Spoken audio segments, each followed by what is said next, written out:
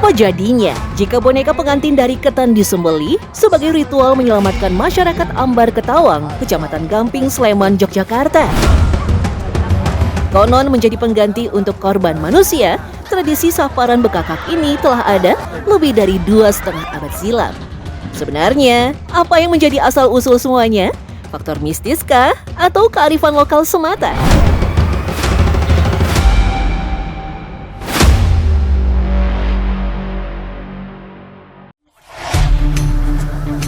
Saparan sendiri diambil dari nama bulan Sapar, dari penanggalan Jawa, sementara bekakak punya makna korban yang disembelih. Tradisi yang telah ada sejak masa Sultan Hamengkubuwono I ini hanya dilakukan pada hari Jumat Legi di antara tanggal 10 sampai 20 Sapar. Satu hari sebelum kirap dilakukan, warga bergotong royong membuat boneka bekakak dan segala ubo rampenya. Bahan utama untuk membuat boneka bekakak adalah beras ketan yang dihaluskan sampai menjadi tepung. Beras ketan lalu dicampur air hangat dan diuleni sampai kalis untuk kemudian dikepal menjadi bulatan dan dikukus. Ini adonan dari tadi beras ketannya ya Pak ya. Itu harus dikukus ya kurang lebih 15 menitan aja sih kata bapaknya, itu nggak boleh terlalu matang ya Pak. Setengah matang aja terus nanti bakal diadon atau itu tuh jadi bahan dasar untuk pembentukan si bekakak itu atau yang berbentuk sepasang pengantin Jawa. Kerangka lalu disiapkan sebagai penopang utama bakal calon bekakak. Potongan balok kayu dipakai sebagai penyangga tubuh, sementara tangan, kaki, dan dada terbuat dari bilah bambu. Sementara pada bagian kepala diletakkan buah pepaya mentah sebagai dasar. Pak Sugianto, kalau bagian yang sedang kita kerjakan ini sebenarnya Bapak di bagian apa sih Pak ini Pak? Yang ini daerah pantat sini, terus ini badannya nanti. Tapi ini masih di dalamnya, masih di dalamnya. Oh nanti masih jadi ada lapisan. Nanti ini diperhalus kan. Nah, gini. Ini berarti tahap awal ini ya? Ya. Pembentukan Terus, apa ya, kayak kerangka? Ya, kerangka di dalamnya lah itu kekuatan ya. Tapi kalau menurut Bapak, bagian membuat bekakak ini ya, yang paling sulit di bagian mana sih Pak? Dan harus penting, misalnya ini kalau nggak begini nih, nggak jadi nanti di bagian mana Pak? Semua penting. Ini harus kuat dulu. Ini penting sekali. Ini pondasi ya? Ya, pondasi ini harus kuat. Di sini ya. Proses membentuk tubuh sendiri biasanya hanya dilakukan oleh beberapa orang pilihan yang sudah terbiasa membuat boneka bekakak. Adonan ketan yang keras ditempelkan sedikit demi sedikit pada kerangka hingga terbentuk semua bagian tubuh. Sebelum proses pembuatan bagian kepala, sirup berwarna merah dimasukkan ke dalam bagian leher bekakak. Cairan merah ini dimaksudkan sebagai simbol darah pengantin.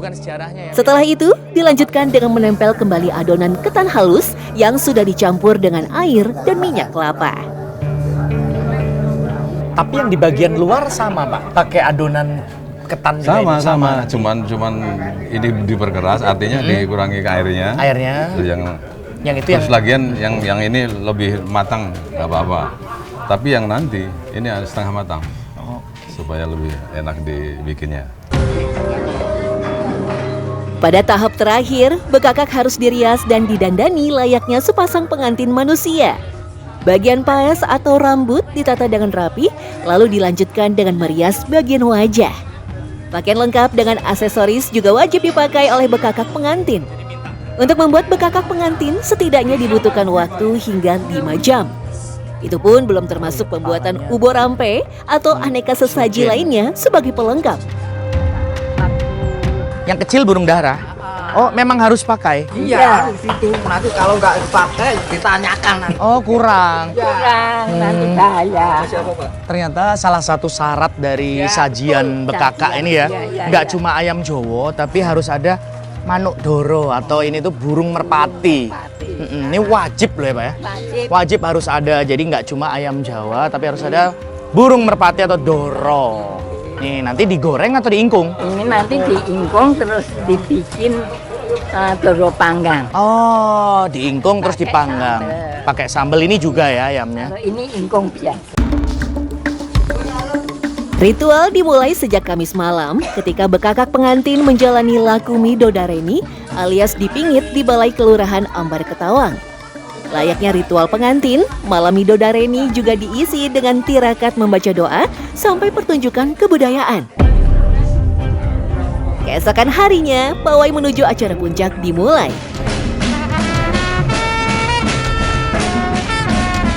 Tepat pukul 2 siang, jodang sesaji dan tandu pengantin bekakak mulai dibawa menuju tempat penyembelihan.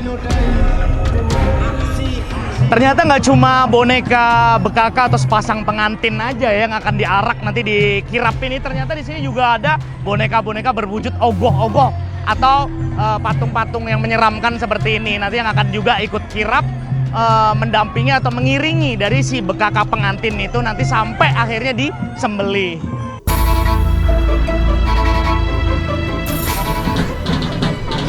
Dikawal oleh prajurit bergodo khas Mataram, arak-arakan akan berjalan setidaknya 5 km sebelum sampai ke cagar alam Gunung Gamping.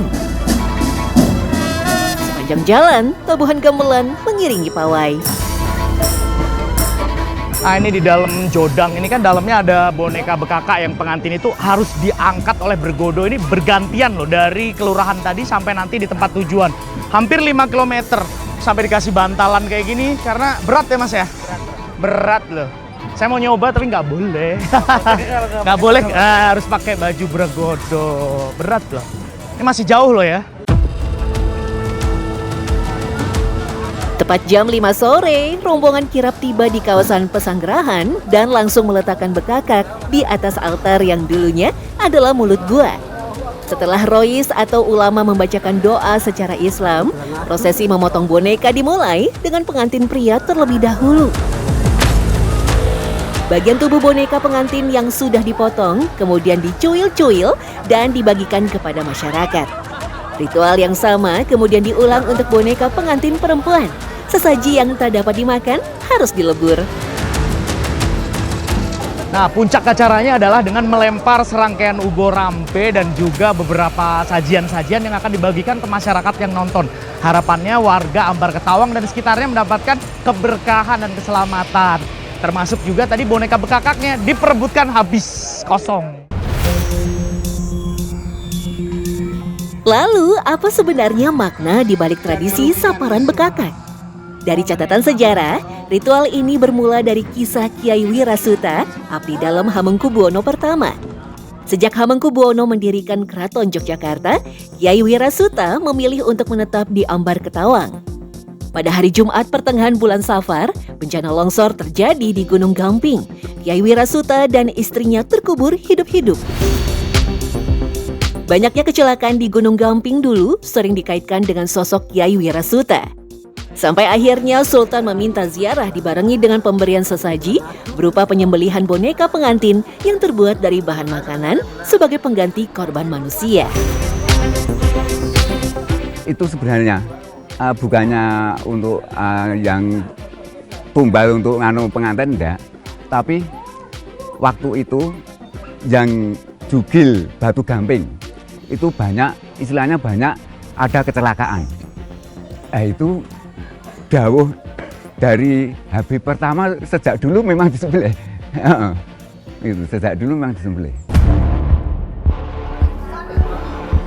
Saparan bekakak bukan hanya tradisi, tapi juga wujud nyata kebersamaan masyarakat Ambar Ketawang.